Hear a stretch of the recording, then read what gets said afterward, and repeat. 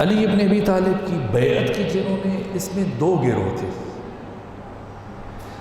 بیعت کرنے والوں میں سے اکثریت ان کی تھی جو علی کو چوتھا خلیفہ مانتے تھے،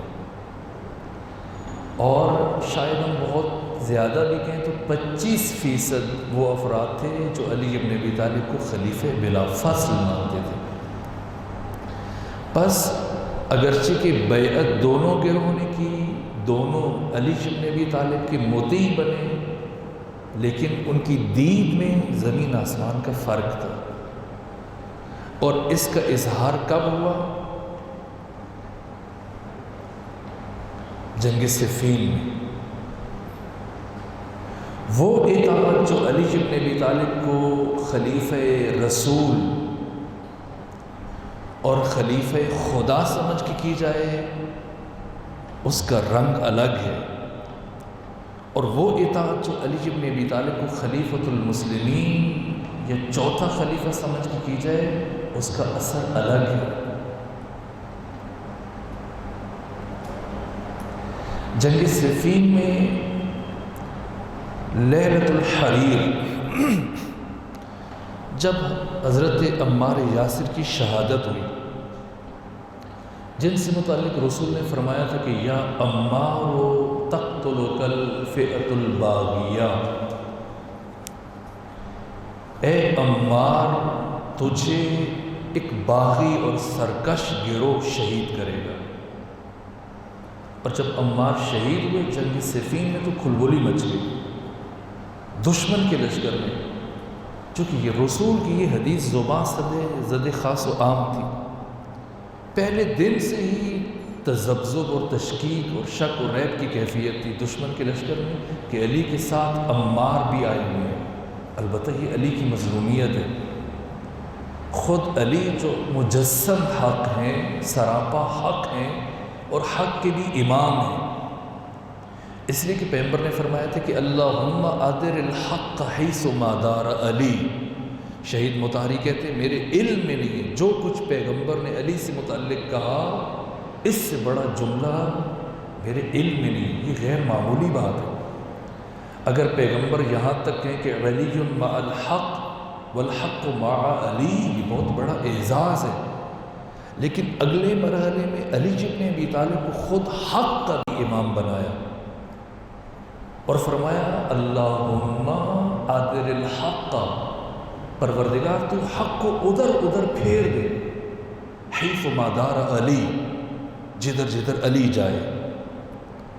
نہ یہ کہ حق امام ہے اور علی حق کے پیچھے، نہ،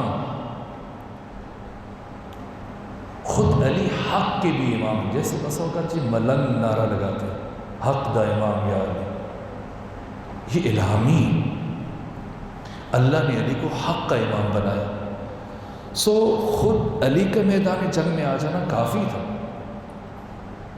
لیکن عمار یاسر کی یہ حدیث، چونکہ علی امیر المومنین کے خلاف اتنا زیادہ پروپیگنڈا تھا کہ سبھی واجب القتل سمجھتے تھے، اس جنگ کو عبادت سمجھ کے آئے ہوئے تھے، لیکن عمار کی وجہ سے پریشان تھے۔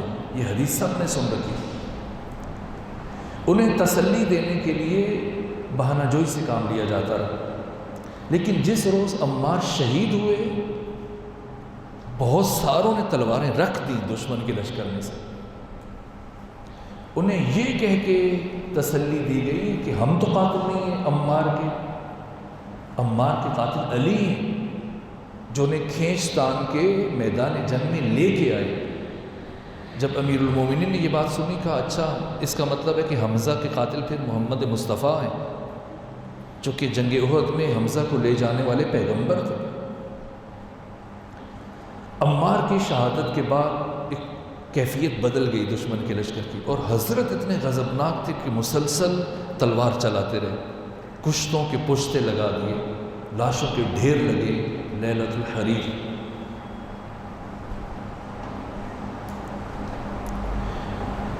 یہاں تک کہ مولا متقیان اور آپ کی فوج کے کمانڈر مالک اشتر نخعی امیر شام کے خیمے سے بہت قریب جا پہنچے، یہاں تک کہ امیر شام کا وزیر اعظم عمرو ابن عاص بن وائل مولا متقیان کی شمشیر سے بچنے کے لیے اس نے خود کو بے لباس کیا، ننگا دوڑتا ہوا سپاہیوں کے سامنے پہنچا، امیر شام کے خیمے میں گیا، کہا یہ کیا حال بنایا ہوا ہے، حمام سے ہو کے آ رہے ہو؟ اس نے کہا چھوڑو اس بات کو، جتنے قرآن پڑھے لے کے آؤ۔ قرآن اکٹھے کیے گئے اور قرآن نیزے پہ بلند کیے گئے اور نعرہ لگایا لا حکم الا للہ۔ پہلے یہ نعرہ ادھر سے لگا کہ اب ہمارے اور تمہارے درمیان قرآن کا فیصلہ ہے۔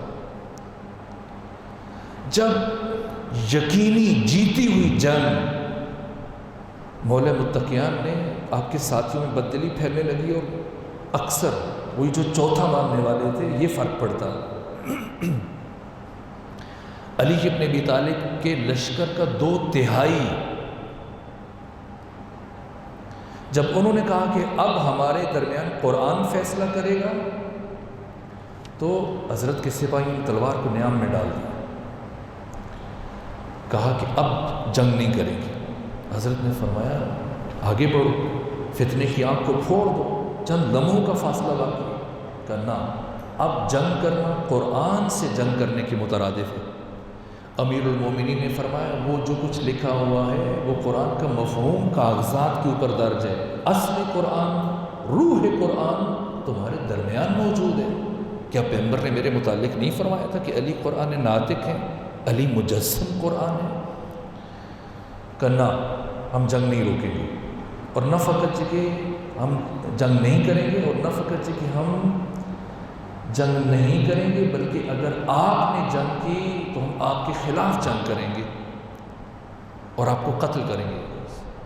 ہزاروں افراد نے علی ابن ابی طالب کے اوپر دوبارہ شمشیر نکال لی